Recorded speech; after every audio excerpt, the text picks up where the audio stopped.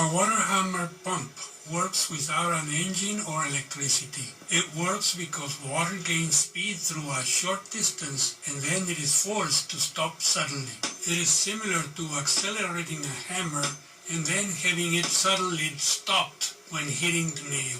All energy accumulated during this stroke is released in a very short distance, and then the force is multiplied many times. A hammer normally weighing about 500 grams releases on the nail a momentary force of up to a ton. The water hammer pump is made up of several lengths of pipe, a couple of check valves, and a bottle where pressure is gathered.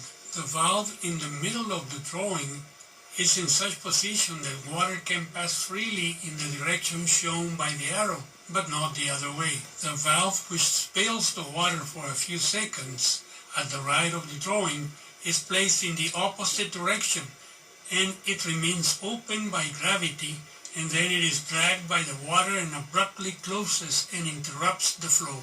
Let's see the sequence of operation. Water comes into the pump from a slightly higher source, such as an incline in a natural waterway.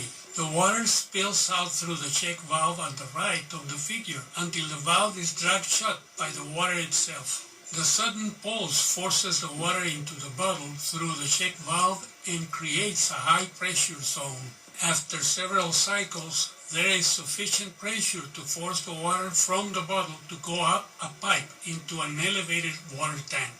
The cycle repeats itself, and even if not all water is pumped but spilled into the waterway, the pump uses no fuel and can work as long as there is water in the source. I hope this explanation is useful to you. Please subscribe.